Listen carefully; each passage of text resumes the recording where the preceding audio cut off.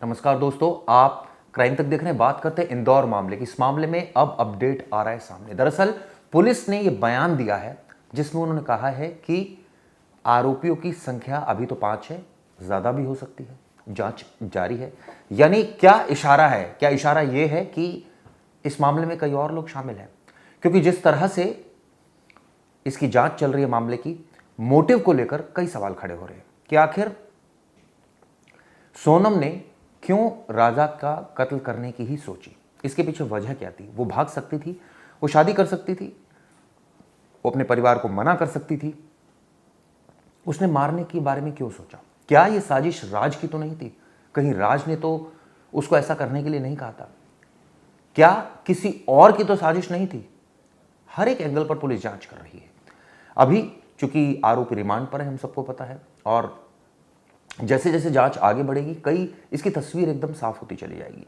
आपको अपडेट दे दूं, दरअसल इसको लेकर अब थोड़ी देर बाद जो आरोपियों से आमने सामने बैठाकर भी पूछताछ की जा रही है, उनसे पूछा जा रहा है कि आखिर इसके पीछे साजिशकर्ता, मुख्य साजिशकर्ता कौन था। आपको हैरान करने वाली जानकारी देता हूं। दरअसल इस मामले में जो सोनम है उसने कहा है कि मास्टरमाइंड राज था, जबकि राज ने कहा है कि मास्टरमाइंड तो सोनम थी। सोनम को सारी लोकेशन के बारे में, कहाँ मारना है, कैसे मारना है, कब मारना है, कितने पैसे वो देगी, क्यों मारना है, सारी जानकारी सोनम को थी, और इसी बेसिस पर उसने इस क्राइम को प्रोसीड किया, ऐसा दूसरे आरोपियों का कहना है। जबकि इसके उलट सोनम का कहना है कि प्लानिंग राज की थी। वो ये बात ठीक है कि उससे प्यार करती थी, लेकिन मारने की प्लानिंग में राज शामिल था। लेकिन पुलिस का कहना है कि अभी तक की जो जांच हुई है उसमें ये बात साफ हुई है कि इसकी प्लानिंग में सारे लोग शामिल थे। लेकिन क्या कोई और लोग भी शामिल थे, उसके बाबत जांच चल रही है। एक और इसमें अपडेट आपको दे देता हूं मैं। दरअसल जो डीजीपी हैं इदा शीशा, उन्होंने क्या कहा है कि पुलिस को होम स्टे में क्या मिला है। होम स्टे में सूटकेस से मंगलसूत्र और अंगूठी मिली है। अब सवाल ये उठता है कि ये सामान यहां क्यों मिला है? क्या वो लोग घूमने जा रहे थे इसलिए जो कीमती सामान था वो होम स्टे में रखकर आगे घूमने जा रहे थे, या इसके पीछे वजह कुछ और है? ये एक महत्वपूर्ण सुराग है, ऐसा पुलिस का कहना है। इससे केस को सुलझाने में मदद मिलेगी, ये बात बताई है। साथ ही जो मंत्री हैं लालू हेक, उनका क्या कहना है? कम समय में मेघालय पुलिस ने जो सफलता हासिल की है वो काबिल तारीफ है। आपको बता दें, जिस तरह से घटना हुई उसके बाद लगातार जांच आगे बढ़ रही है, और आपको कुछ और अहम जानकारी इससे रिलेटेड मैं देता हूं। दरअसल ये भी पता चला है, जो डीआईजी हैं ईस्टर्न रेंज के डेविस, उनका क्या कहना है कि इस केस में गिरफ्तार आरोपियों के अलावा अन्य लोगों की भूमिका से इनकार नहीं किया जा सकता है। जैसे मैंने आपको वीडियो की शुरुआत में ही बताया था कि काफी अहम जानकारी होने जा रही है।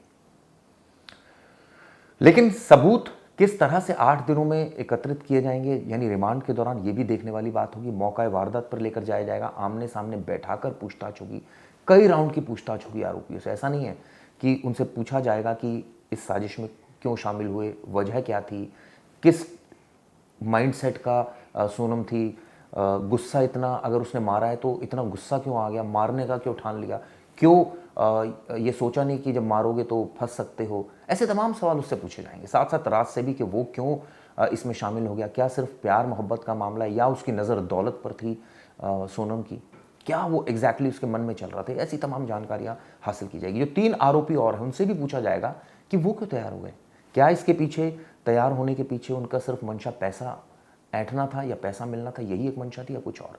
हम सबको पता है 2 दिन वो इंदौर आई और इंदौर में जिस फ्लैट में रुकी उसकी जानकारी नहीं दी, यानी सोनम ने। इसके पीछे मकसद क्या है?